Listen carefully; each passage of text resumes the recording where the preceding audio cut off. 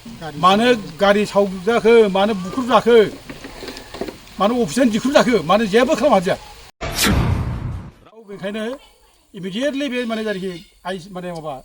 forest रेन्जार आथिबारिनि बेखौ immediate सासपेन्ड खालामनांगौ बोरो forest डिपार्टमेन्टआ एथ' जुदि क्षमता दंब्ला एथ' बोलो दंब्ला एथ' हिर'ब्ला बे 17 तारिखनि फेब्रुवारियाव बे रुनिखातानि बे अफिसाव माने देग गावसिनि मेगनावनो बोरै अस्त्र लांजाखो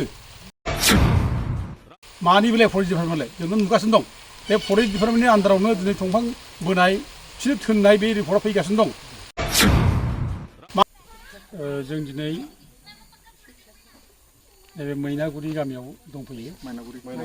माइनावगुरि सरलपारा माइनावगुरि बे फुंखा बसुमतारी न'आव थांनाय 28 तारिखखालि बेलासियाव फुंखा बसुमतारीखौ अननाय भाबै फरेस्ट डिपार्टमेन्टआ गावथारबाय बे गावथारनायनि उनाव जोङो दिनै 30 तारिखखालि बेयाव फैनाय जाबाय आंजों लोगोसे दंफायो जोंहा फुंखानिनो अनजालि बिसि आरो फुंखा बसुमतारी बिफा आरो फुंखा बसुमतारी बिमा आरो बिसोरनि नैबे फिसाला उन्दै आरो बाय बाहागिबो दंफायो आरो आंजों जनजाति सुरक्षा मन्थ्रिनि लोगोफोर दंफायो घटनायाथ' जोबोद दुखुनांथाव 28 तारिखआव जायनाखि घटना जाबाय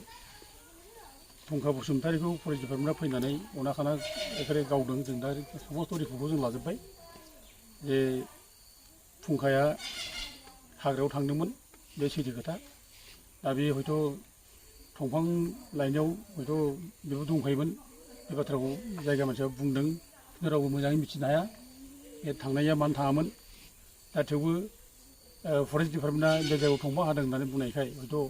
थांदोंमोन जानो हागौ बिदि मोनसे खिन्थु बेहा बिदि दंफां खावनायनि अयभासबो गैया जेबो गैया दा खिन्थु फरेस्ट डिपार्टमेन्टआ थांनानै बेखौ माने खाथियाव सहैनाय लोगो लोगो गावदों दा गावनायनि मानसिया जायनाखि दंफां हाग्राफोर बिसोर गिनानै खारजोबदों गासिबो दा हमब्ला बिसोरो हाजोबोमोन हमनो हायाखै बिसोरो हमाखै खिन्थु फुंखा बसुमतारीखौ डाइरेक्ट ओरै सासपेक्ट खालामदों बयबो जाय खारनानै गनाय मानसिफोर बिसोर खोन्थादों जों बिसोरजोंबो रायलायबाय जों खबर लाबाय खारनाय गनाय मानसिनि स्टेटमेन्ट बादिब्ला माने फरेस्ट डिपार्टमेन्टआ फुंखाखौ एखेबारे खाथियावनो हमनानै बेखौ गावदों एखेबारे माने नैबे माबाजों खोमा सेरजों गावनानै माने माबाजों ओंखारदों आरोखि बिनि मेलेम थेलेम ओंखारदों खर'आ गुरा जादों दा गथे बेखौ माने फ्रम पइन्ट ब्लेंक रेन्ज बेखौ गावदों आरो बे कल्ड ब्लाडेड मार्डार बियो बेखौ ओरैनो गावलायनानै जे बे थैदों बे नङा खुनु गावलायाखै आरो गावलायनायनि खुनु प्रमानबो जेबो गैया मैया जायनाखि पुलिसफ्रा फैदों मेजिस्ट्रेट फैदों बेयाव खुनु गावलायनायनि रेकर्डबो मोनाखै गावलायाखै खुनु रिकभारिबो जेबो गैया सिलाइ मोननायबो जेबो गैया आरो दानि दिनाव जों बेखौ दा थि बुंनो हायो खुनु बर'फोरनाव दिनै रावहाबो सिलाइ गैया आरो बे रोखोम पुलिसजों बा फरेस्ट डिपार्टमेन्टजों गावलायनायनि रावहाबो मेन्टेलिटि गैया रावबो साहस गैया दा जों मिथिनायाव जों जत' जों रिपर्ट लाबाय दा बे गामि रायजो राजाफोरनिफ्राय जों रिपर्ट मोनदों जत' कालप्रिट दायनिगिरि बे फरेस्ट डिपार्टमेन्टआ दायनिगिरि आरो बे फरेस्ट डिपार्टमेन्टआ खुनु बे फरेस्टखौ रैखा खालामनो थाखाय बिसोर खामानि मावाखै बिसोर बे फरेस्टखौ माने फोजोबस्रांनो थाखाय बे फरेस्टखौ लानानै सुजुग लानो थाखाय थाखा खामायनो थाखाय बिसोर खामानि मावगासिनो दं डिउटि होगासिनो दं जों खोनादों गोबां मानसिफ्रा बिसोरो माने जायफ्रा एफानि माने दंफां मावो बिसोरखौ माने नागिरफैयो बिसोरो नागिरनानै बिसोर बुङो टेलिफनजोंबो बुंहरो जे फैसा हरद' मानो फैसा हरदिया दंफां लायनायनिया लायाखै होनब्लाबो फैसा हरनांगौ जरुलुम थाङाखै दंफां लायनाय जायाखै मानो लायाखै माने लायनोसो थोनो आरोखि बेबायदियाव माने माबा रेकर्ड जों दा आरो गुगल पे खालामनाय माने रेकर्डखौ जों नायजोब्बाय दा बे माने फन पे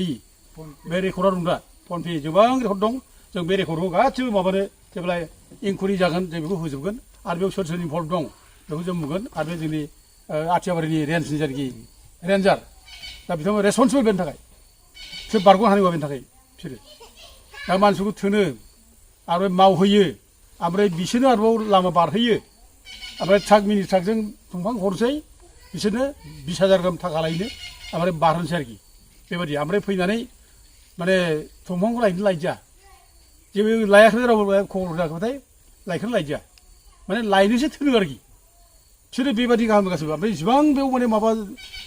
अन्थाइ बाला बोयो बे अन्थाइ बाला बोनायनि खुनु बेयाव पारमिट गैया जेबो बेखायनो इमिडियेटलि बे माने जायखि माने माबा फरेस्ट रेन्जार आथिबारिनि बेखौ इमिडियेट सासपेन्ड खालामनांगौ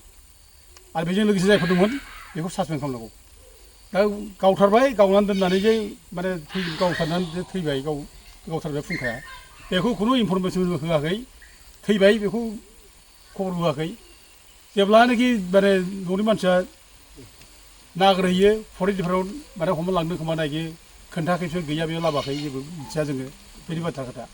खिन्थु मैया जेब्लानाखि माबायाव हाग्रायाव थांनो नागिरो लाय नागिरो गोथैखौ अब्लासो बेहायसो मिथिबाय बिसोर गावथारना गालाङो आरोखि दा मैयासो मिथिबाय दा गतिके बे गावथारनाय इनजास्टिस अननाय जादों बेखौ सासपेन्ड खालामनांगौ आरो लोगोसे जों बिटिसि सरकारखौ माने दाबि खालामो बुङो बे न'खरा दिनै मा खालामना जाबावनांगौ बिसोरलाय बे बैसोआनो जायाखै उन्दै गथ' दासो हाबा जानाय माने दासो माने गथ' गोनां बैसोआनो जायाखै गथ' सासेल' माजों जानो बिसोरलाय मा खालामनांगौ बिसोरलाय अनाखाना गावथारबाय बिसोरो थांनानै थानायनि बेब'स्थाथ' खालामनांगोन ना दा बिटिसि सरकार दायथ' लानांगौ बिसोर थांना थानायनि माने बेब'स्था खालामनांगौ आरो 1 कौटि थाखा बिसोरनो माने कम्पेनसेसन होनांगौ क्षतिपुरन होनांगौ बेखौ दाबि खालामो आरो लोगोसे फरेस्ट डिपार्टमेन्टखौ स्ट्रिक्ट खालामनांगौ मानि बेलाय फरेस्ट डिपार्टमेन्टलाय जोंनो नुगासिनो दं बे फरेस्ट डिपार्टमेन्टनि आन्दारावनो दिनै दंफां बोनाय बिसोर थोननाय बे रिपर्टआ फैगासिनो दं मानसि गावथारनायबो फैगासिनो दं थांनाय 2023 आव बे गियानपुराव नोङो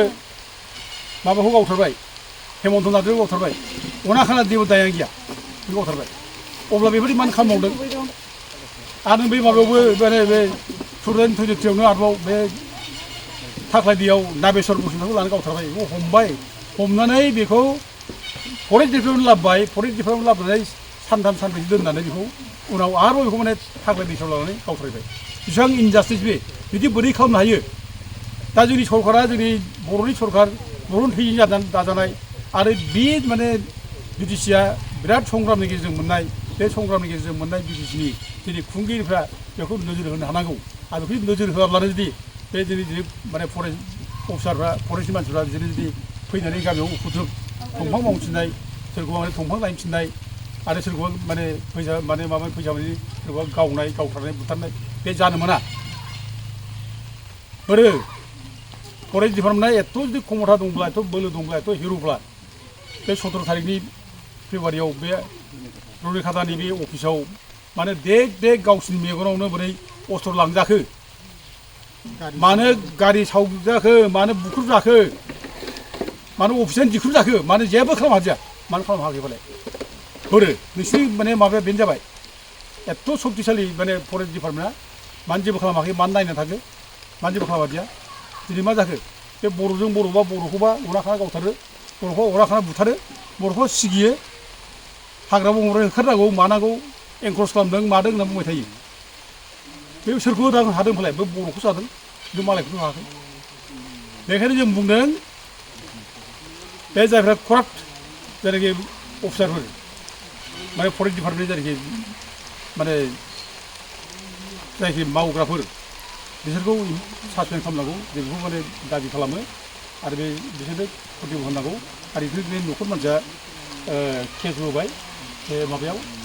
सेरफांगुरि थानायाव केस होबाय दा बिनि केसनि माबाखौ जों मोनबाय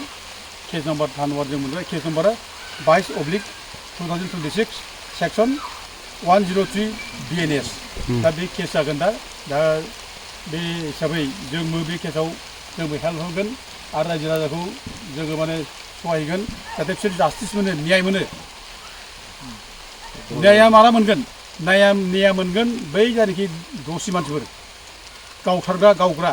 बिसोरखौ जेब्ला साजा होगोन अब्ला न्याय मोनगोन बे साजा मोनजासिम जोङो बे फेमिलिखौ जों सहाय होलांगोन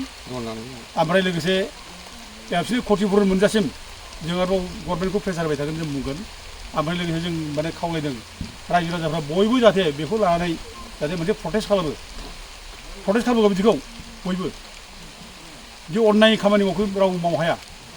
दाय गैया फोदों गैया मानसिखौ गावथारनानै गृह हारा खालामनाय लाइफखौनो बरबाद खालामनाय बेहा रावबो अधिकार गैया बेखायनो जों दिनै माने बे मिडियानि गेजेरजों जों बिटिसि सरकारखौ बुंहरो इमिडियेट जाहाथे माने बे जायनाखि दोषि माने फरेस्ट अफिसियेलफोर बेखौ जाहाथे सासपेन्ड खालामो जोंखौ खावलायहरो